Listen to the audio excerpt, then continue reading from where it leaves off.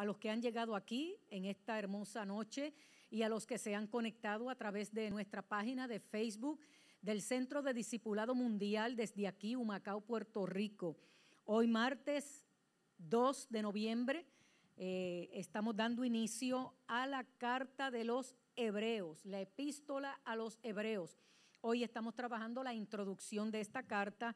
Por lo tanto, vamos a trabajar a la luz del capítulo 1, versículo 1 específicamente. Ahí nos vamos a detener y vamos a traer información sobre esta epístola, donde todavía hasta el día de hoy algunos debaten la autoría de la misma.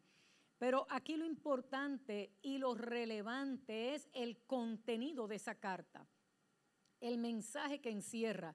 Y yo le voy a invitar ahí mismo en sus hogares donde ustedes están, vamos a orar al Señor para dar inicio a esta clase y vamos a esperar que los que están aquí presentes podamos estar de pie y así oramos al Señor. Padre eterno, Padre de bondad y de misericordia, gracias un día más, en este caso una noche más que tú nos permites con este propósito de reunirnos aquí en este lugar, Señor, para estudiar tu palabra, para escudriñar las Escrituras.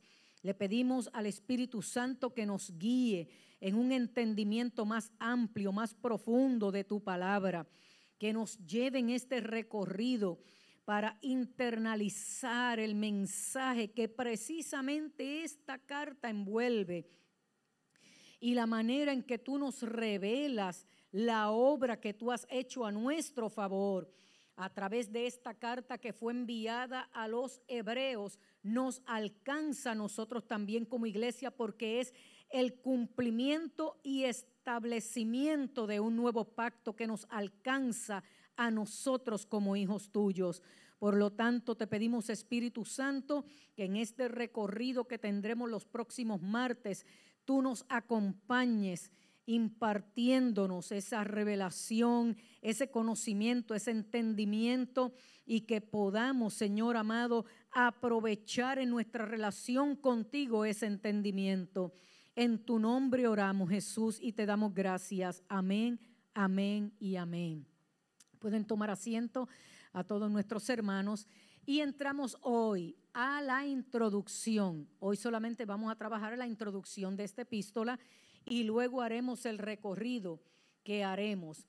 Esta introducción que hemos seleccionado para compartir está basada en los teólogos y exégetas que colaboraron en la recopilación de esta información y que la tienen contenida en los comentarios bíblicos BICOM.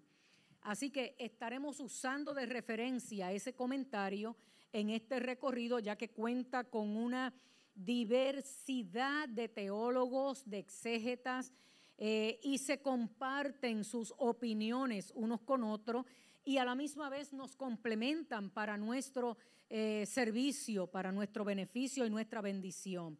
Así que orientado en ese comentario es que vamos a estar participando. Quizás si usamos otros más en el camino, pues vamos a estar haciendo mención de ellos.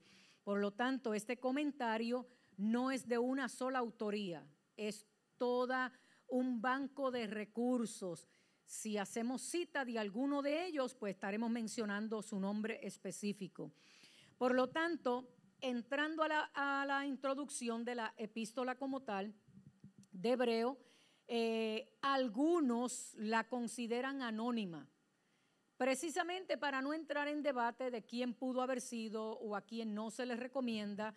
Yo solamente te voy a compartir las diferentes opiniones que hay y lo dejo a discreción para que el que está viendo y escuchando este estudio bíblico pueda hacer su propio análisis o llegar a sus propias conclusiones, como algunos lo han hecho, que afirman y están convencidos de que fue el apóstol Pablo. No obstante, hoy no vamos a establecer nada a través del estudio de la misma, sino que te vamos a dar diferentes pinceladas y lo dejamos a discreción. Haciendo eco simplemente a estos exégetas de este comentario, de esta recopilación de comentarios, ellos pues simplemente concluyen en que es una carta anónima. Y ese hecho es importante y debemos resaltarlo, como cito, al notar el origen de la carta. Eso es lo que realmente es relevante, el origen. A quién se le escribe y el contenido del mensaje que se le envía y cómo ese mensaje nos alcanza a nosotros también como iglesia del Señor, como hijos de Dios, porque créanme que esta epístola nos obliga a un recorrido bien profundo en la obra de Jesucristo, que es el que está aquí detalladamente siendo descrito. Aquí no entra en cuestión si la carta es genuina o no. Todo lo que podemos hacer es notar las evidencias externas e internas de la carta para ver de qué manera nos alcanza a nosotros como iglesia. Y en cuanto a las evidencias internas del contenido de la carta, luego de que saquemos las conclusiones acerca de quién pudo haber escrito. Así que vamos a repasar las evidencias externas que se han recopilado para darle crédito a esta epístola. Recuerden que esta epístola contó con la aprobación de este grupo de estudiosos para que fuera parte del canon hebreo, para que fuera parte de la recopilación de libros que están contenidos en las escrituras, en las sagradas escrituras, en la Biblia. Entonces, este comentarista, este estudioso de apellido Westcott, dice, en resumen, cuando el libro apareció primero en circulación general, 3 opiniones distintas ya habían alcanzado la circulación local. En Alejandría, estoy yendo al contexto, en el tiempo en que se escribe o en el tiempo en que comienzan a evaluar que fue escrita, dice él, en Alejandría la epístola griega era considerada no directamente como una obra del apóstol Pablo, pero sí como una traducción libre de sus enseñanzas. O sea, en otras palabras, la recibieron no porque dieran crédito a que Pablo la haya escrito, sino porque el contenido de las cartas contiene principios de las enseñanzas del apóstol Pablo.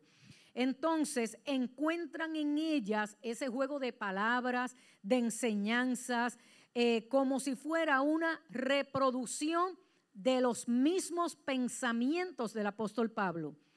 Como si el contenido de las cartas, aunque no haya sido escrita por él, quien la haya escrito era fuertemente influenciado por las enseñanzas y el pensamiento del apóstol Pablo. Así que en cambio, en el norte de África se le conocía en cierta medida como una obra de Bernabé. Mire qué interesante. Y se le reconocía como si él no la hubiera escrito, hubiese tenido alguna participación secundaria. Pero en Roma y en Europa Occidental no se le incluía en la colección de las cartas de Pablo y tampoco se le daba autoridad apostólica. Eso es lo que vemos como evidencias externas. Westcott concluye diciendo lo siguiente: los alejandrinos enfatizaban la idea de la canosidad de la carta y estaban seguros de la canosidad de la epístola. Repito, la ubicaron en contexto con Pablo. Los padres occidentales enfatizaban la idea de autoría, creyendo que la epístola no era de Pablo y negaban la autoridad canónica. Nosotros, dice Westcott, nosotros hemos llegado a reconocer que la autoría de esta epístola es independiente de su autoría paulina. O sea, aunque el apóstol Pablo no la haya escrito, damos fe de la autenticidad de la misma y damos la aprobación para que sea parte de las Sagradas Escrituras. Eso lo estoy parafraseando.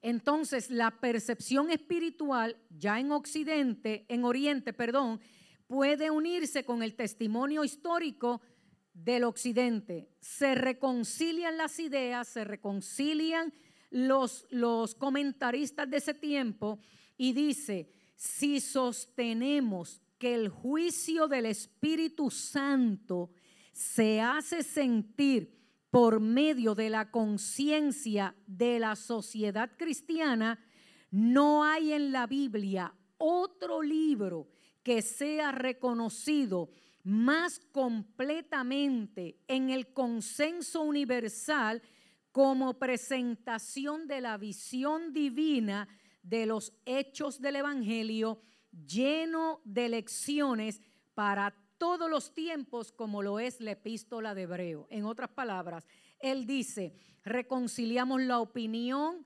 de Alejandría, reconciliamos la opinión del África en el norte y reconciliamos la opinión de los creyentes en Roma, y todos los juntamos y decimos lo siguiente. Aquí lo relevante no es si le escribió Pablo, tampoco lo relevante es si le damos autoridad canónica a la carta. Lo que entendemos es que el Espíritu Santo está presente en ella, velando celosamente por el contenido de esta carta, de tal manera que el debate entre los tres grupos se tiene que concluir en que tiene autoridad suprema, que es Dios mismo, a través del Espíritu, velando y preservando por el mensaje que tiene esta carta. Y eso es lo que nos debe a nosotros interesar en el estudio de esta carta. Para que no entremos en debate si le pertenece la autoría a Pablo o no y por qué la aceptaron como autoridad canónica, aquí todos los exégetas concluyen en que es inspiración divina y debe aparecer dentro del contenido de los libros que tiene nuestra Biblia, las Sagradas Escrituras. En cuanto a las evidencias internas, muchos eruditos han señalado las notables diferencias del estilo entre las cartas que escribió Pablo y precisamente esta carta. O sea, externamente no hay que debatir sobre su autoría y por qué la aceptaron en el canon, porque el Espíritu mismo da evidencia y fe del contenido del mensaje. En cuanto a las evidencias internas, es donde se encuentran las grandes diferencias en el estilo en que Pablo escribía sus cartas y el estilo tan estructurado y elaborado que aparece en esta carta, a diferencia de las del apóstol Pablo. Así que vemos, número uno, diferencia en el lenguaje, la manera en que Pablo comunicaba y escribía las cartas, o él personalmente, o la manera en que las dictaba, pues hay una gran diferencia en el lenguaje.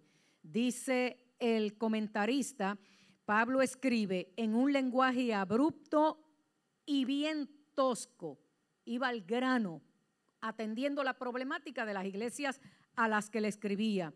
Pero el estilo que está en hebreo se ve que fue cuidadosamente pulido y construido de manera rítmica, elaborando punto por punto, detalle por detalle, principio con principio, en un recuento completo. También vamos a ver diferencia en la estructura. Dice el comentarista que Pablo presenta primeramente la doctrina, y estuvimos aquí estudiando las cartas del apóstol Pablo y vimos cómo él presentaba las situaciones, los puntos doctrinales y cuáles eran sus recomendaciones, en este caso en sus cartas. Luego vemos la aplicación a la vida práctica. Él señalaba el problema, él mencionaba los puntos doctrinales y luego daba las recomendaciones de cómo llevar a cabo en la vida práctica. Pero en hebreo, la doctrina y la exhortación se alternan en los diferentes puntos de presentación. El autor, quien la haya escrito, no solamente trata los puntos doctrinales, sino que trae la aplicación. Trata los puntos doctrinales, trae la aplicación y va cruzando uno con otro, lo que no hace el apóstol Pablo en ninguna de sus cartas. Y por último, las diferencias teológicas. La epístola de Hebreo está construida alrededor de lo que era el sumo sacerdote, el sumo sacerdocio en Cristo. En cambio, Pablo se enfoca estrictamente en la cristología, lo que era Cristo como Hijo de Dios. En las cartas de Pablo, la cristología ocupa prácticamente todo el lugar de sus escritos, de sus cartas. Siempre resalta la persona de Cristo, la figura de Cristo. Nos lleva a que veamos lo que logramos en Él, cómo las cosas están siendo restauradas en Él, en esa figura, en este caso por mencionar un término.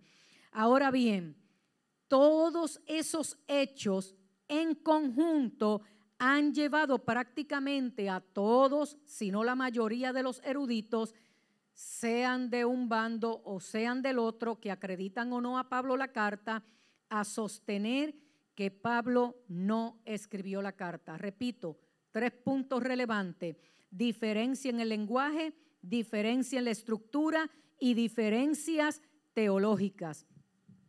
La fecha de la carta, lo que se cree es que fue escrita aproximadamente en el 67 después de Cristo. Esta carta pudo haber sido ubicada en el periodo crítico entre el 64 al 67 después de Cristo y en el comienzo de la guerra judía. Hay unos libros que recomendamos si usted los quiere leer, que son La Guerra de los Judíos, y ahí puede ver más o menos de qué es que está hablando este exégeta. Así que con toda probabilidad, justamente antes del estallido de la tempestad de ese último año, es que se cree que la carta fue escrita. ¿A quién se le escribió la carta?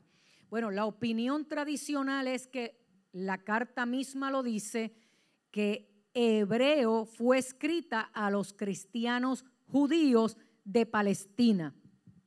Esto es lo que se cree, a los cristianos judíos ubicados en Palestina. Esa es la opinión tradicional. Pero los cristianos de Jerusalén, como dice este estudioso, eran pobres y dependían de las ofrendas de las iglesias de los gentiles. Y en Hebreos 6:10 indica a los lectores de esta epístola que a menudo ayudaban a los cristianos pobres.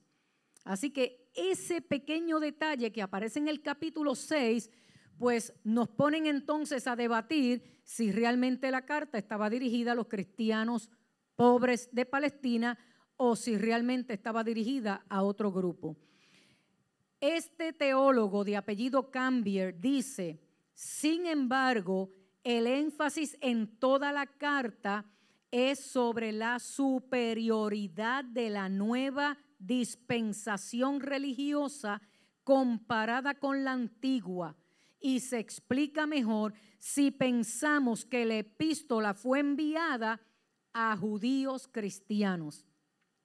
Estamos dando esta breve introducción porque ya la próxima semana entramos de lleno al análisis de la carta. Y quisimos tomar un mes completo para el análisis de esta carta porque considero que para este tiempo es un repaso muy relevante a nosotros, los que hemos recibido este evangelio precisamente a través de los judíos que creyeron que Jesucristo era el Hijo de Dios, el Mesías prometido. Por lo tanto, dice Cambier, y continúo leyendo, dice él: esta epístola fue enviada a judíos cristianos. Por otro lado, este teólogo y todos los teólogos que estoy mencionando, recuerden, son parte del panel de los eruditos que escribieron este comentario, Beacon, que es el que estamos recomendando. Dice Donald Guthrie, describe un balance definido en favor de un destino judío cristiano. O sea, que la carta haya sido enviada a cristianos judíos, dice, debe admitirse si ha de concederse algún crédito al título tradicional, porque obviamente el título es la epístola ¿a quiénes? A los hebreos. Y todo el contenido está dirigido a unos hebreos que son cristianos. porque les está recordando precisamente cómo ellos fueron formados como pueblo y lo que vino a ser el nuevo pacto en Cristo Jesús. Por lo tanto, el título mismo lo dice.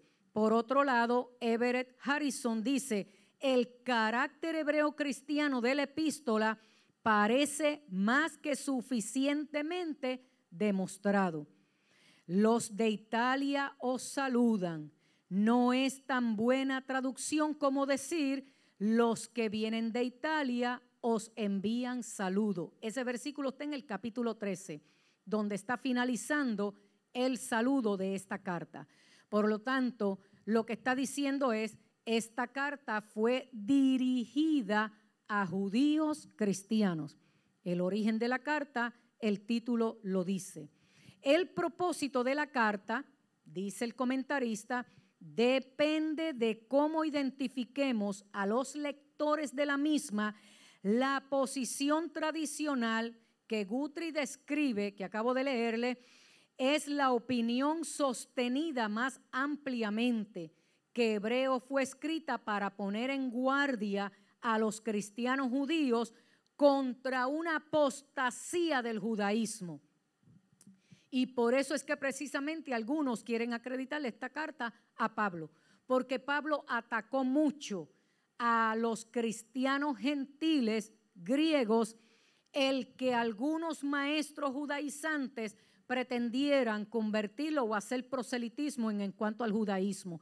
Y esta carta precisamente también presenta esa situación y le recuerda a estos cristianos cómo obró y hace un recorrido desde la formación del pueblo completo a través de sus leyes, sus ritos, sus tradiciones, hasta colocarlos en el nuevo pacto obrado en Cristo Jesús. Y eso es lo que nos alcanza a nosotros también como iglesia. Por lo tanto, la epístola parece destinada claramente a mostrar la superioridad del cristianismo sobre el judaísmo. Y los primeros versículos, así como los primeros capítulos, aseveran la finalidad de Jesucristo como la revelación definitiva y perfecta de Dios a la humanidad. La palabra clave de hebreo, y la vamos a ver en las próximas martes, es la palabra mejor. Esa palabra, ese término mejor, usted lo va a ver a través de toda la carta. Un mejor pacto, una mejor posición. Esa palabra la vamos a ver a través de toda la carta. Cristo mejor que los ángeles. Cristo mejor que Moisés. Cristo mayor y mejor que Josué. Por lo tanto, el cristianismo es un pacto mejor. Tiene un reposo mejor, un sacerdocio mejor, un altar y un sacrificio mejores. Todo esto sería obviamente más significativo para los lectores judíos cristianos que para gentiles. O sea, esta carta sería mejor comprendida por judíos cristianos, incluso que tú y yo, como gentiles, que nos ha sido alcanzado este evangelio de la gracia. Porque tú y yo no vivimos lo que el pueblo hebreo vivió desde sus inicios, en su formación, el propósito que Dios tenía con la ley, todos los rituales, todas esas tradiciones y el mensaje que debería llevar, el mensaje correcto que debería llevar todo lo que es el Antiguo Testamento y cómo todo esto se cumple en Cristo Jesús. Y por eso dice el comentarista Ralph Early, todo esto sería obviamente más significativo para lectores judíos cristianos que para gentiles. Y estoy de acuerdo con él. El bosquejo de la carta sería más o menos la ultimidad de la persona de Cristo, la ultimidad del sacerdocio de Cristo, la ultimidad de la pasión y la ultimidad de nuestra profesión. En esas 4 partes es que vamos a estar estudiando durante estos próximos martes. Y para ir finalizando, hay algo que quiero que tengan presente y se encuentra precisamente en el capítulo 1, para dejarlo aquí acuñado como introducción a lo que estaremos hablando en el próximo martes, que ya entramos de lleno. Pero vamos a buscar por aquí lo que dice precisamente en Hebreos capítulo 1 y versículo 1 al 2. Dice así: Dios, habiendo hablado muchas veces y de muchas maneras en otro tiempo a los padres por los profetas, en estos postreros días nos ha hablado por el Hijo, a quien constituyó heredero de todo y por quien asimismo hizo el universo, el cual, siendo el resplandor de su gloria y la imagen misma de su sustancia, y quien sustenta todas las cosas con la palabra de su poder, bien ha efectuado la purificación de nuestros pecados por medio de sí mismo. Y se sentó a la diestra de la majestad en las alturas, hecho tanto superior a los ángeles, por cuanto heredó más excelente nombre que ellos. Leí hasta el versículo 4, pero el que quiero que presten atención es el versículo 1 y 2, la primera parte. Dios sigue hablando. Dios habló en tiempos antiguos, como bien dice aquí la carta, habiendo hablado muchas veces y de muchas maneras en otros tiempos, todavía hoy sigue hablando. Ese es el principio que yo quiero que en esta noche tú te quedes con él. Solo eso, ese mensaje. Dios ha hablado a través de diferentes fuentes, de diferentes maneras, en tiempos antiguos a nuestros padres, pero todavía hoy Dios sigue hablando. Por lo tanto, esos primeros 4 versículos son una sentencia y constituyen el prólogo precisamente de esta carta. Aquí se afirma la autorrevelación de Dios mismo a través de su Hijo, visible, histórico, y la función de ese Hijo en la creación, en la revelación, en la providencia y en la redención.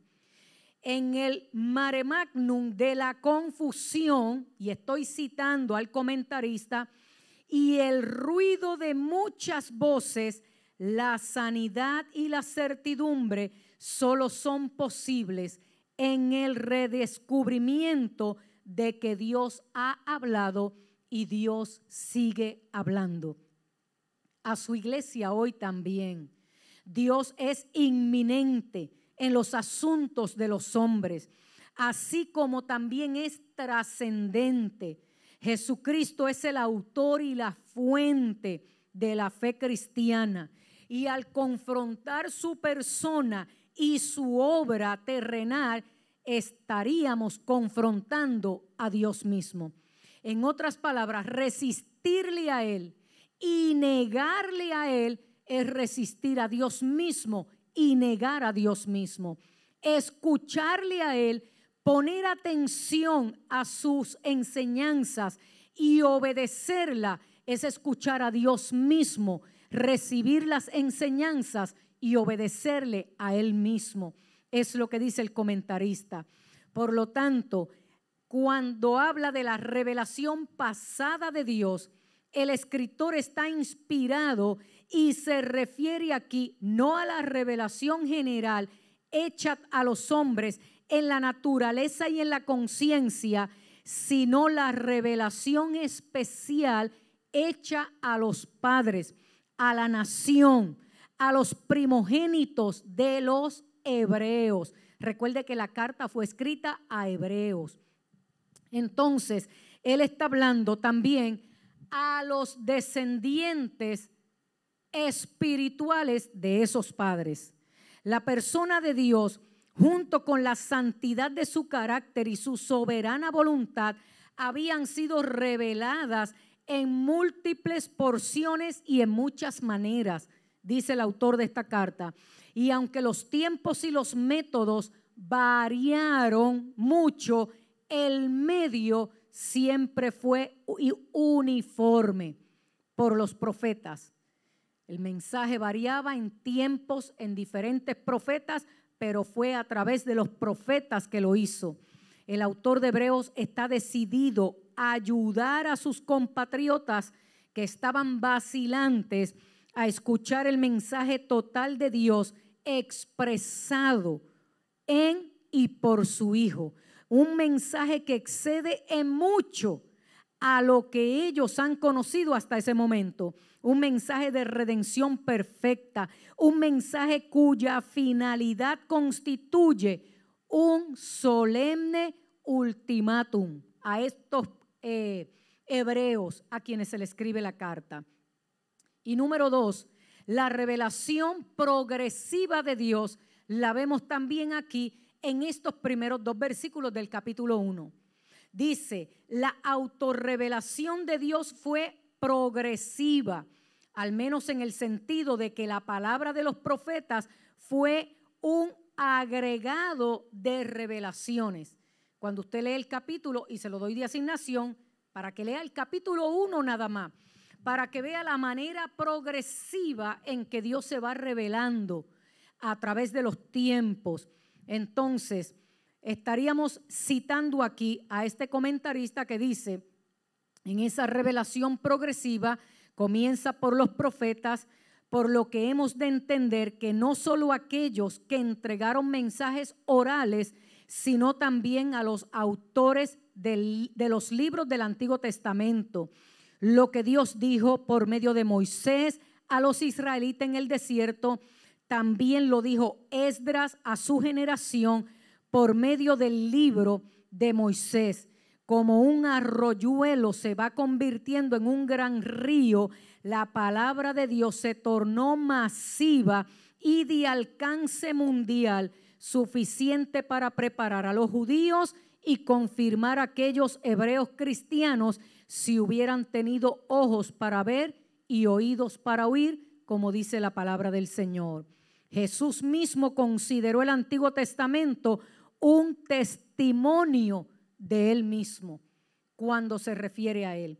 Y finalmente, por hoy, en esta noche, la perfecta revelación de Dios. O sea, 3 puntos son relevantes en ese capítulo 1, versículo 1 y 2. Solamente esos primeros 2 versículos. La revelación de Dios, la revelación progresiva de Dios y la perfecta revelación de Dios. Eso nos recuerda lo que dice el apóstol Pablo en el capítulo 12 de Romanos, versículo 1 y 2, específicamente el 2, para que comprobéis la buena voluntad de Dios, agradable y perfecta, de manera progresiva. Y dice el comentarista, las frases en contraste cuando dice aquí, en otro tiempo y en estos tiempos postreros, en tiempos pasados, en tiempos presentes, bastan para disponer de cualquier noción de la revelación pueda ser disociada de acontecimientos históricos concretos. Me explico. Por el contrario, los acontecimientos estructuran las verdades que se van expresando a través de este libro de manera progresiva. Entonces, si bien aquí se enfoca la atención sobre la reciente revelación de el Hijo, esta es también un acontecimiento histórico concreto, una persona identificada por cada cristiano hebreo como Jesús de Nazaret. Tenemos aquí la revelación completa y culminante. En otras palabras, Jesucristo es la palabra total y definitiva de Dios para el hombre. Todo lo anterior es parcial, preparatorio y todo lo subsiguiente es solo la amplificación y aclaración de esa palabra. Finalmente, Dios habla y Dios habla hoy y habla a través de las palabras de nuestro Señor Jesucristo, pero también habla a través de los acontecimientos del ministerio redentor, su concepción, su nacimiento, su vida, su muerte, su resurrección, su ascensión, porque bien dijo el autor de Juan el teólogo, Cristo, el Verbo, era Dios, estaba con Dios desde el principio, y ese principio es el principio eterno de Dios, no el principio de Génesis. Desde la eternidad, el Hijo es Dios. Aquí con nosotros, el Hijo es Dios. El Hijo ascendió y sigue siendo Dios. Un solo Dios que se ha revelado en esos tres aspectos. Eso vamos a estar viendo a través de la epístola en los próximos martes y detallando la obra hecha y completada en Jesucristo. Así que en esta preciosa noche simplemente dejamos esta introducción. Te invitamos, te exhortamos, te animamos para que saques tiempo y leas y estudies esta epístola que es profundamente inspirada por el Espíritu y cómo nos exhorta hoy en los tiempos que estamos viviendo para aplicar los principios que en ella hay. Así que, mis amados, en esta preciosa noche te invito para concluir con esta oración que vamos a hacer, y los hermanos que están aquí presentes nos ponemos de pie. Repasen esta carta, repásenla en todas las versiones que usted pueda leerla. Mira, lo que tiene son 13 capítulos nada más. 13 capítulos se leen en una semana. Si los lees de 2 en 2, las puedes leer en una semana. Por lo tanto, te invito a que la leas, la repases, que hagas tus anotaciones, lo que Dios te hable, lo que aprendas de esta carta. Haz las anotaciones y el próximo martes aquí nos volvemos a reunir y entramos de lleno en los principios que enseña. Oramos al Señor. Padre Santo y bueno, gracias por esta oportunidad. Sabemos, Señor amado, que tú has hablado en todos los tiempos. Tú te has dejado sentir, tú te has pronunciado, tú te has manifestado. Y en tiempos antes que nuestras generaciones enviaste a tu Hijo Jesucristo. Por lo tanto, para nosotros enviaste a tu Hijo Jesucristo. Pero por otro lado también nos enseñas que tú no fuiste enviado, que tú decidiste venir como Emmanuel, Dios con nosotros. Tomaste la determinación, tomaste la decisión de venir.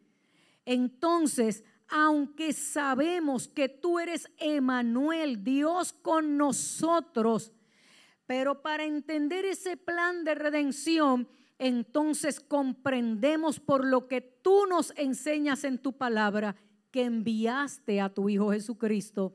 Pero tu Hijo Jesucristo eres tú mismo, Señor. Y cuando nosotros comenzamos a analizar esto de esta manera, pudiera ser que simplemente nos quedemos dando vuelta a ese pensamiento. Hoy tú simplemente nos dices que siempre has hablado y todavía hoy nos hablas a través de la palabra, a través de la revelación de la palabra, y en este caso a través de Jesucristo. Y entenderemos a través de este estudio de la palabra, Señor, lo que eres tú presente con nosotros, en nosotros, entre nosotros, y la obra completada en Cristo Jesús, tu Hijo amado, Dios encarnado, la imagen visible del Dios invisible. Por lo tanto, solo te pedimos, prepara nuestro entendimiento, prepara nuestro corazón, prepara nuestro espíritu, prepáranos para recibir lo que tú quieras decirnos en este tiempo a través del repaso, del estudio de esta carta. En tu nombre oramos, Jesús, y te damos gracias. Amén, amén y amén. Sean todos bendecidos y bendecidas en esta preciosa noche. Amén.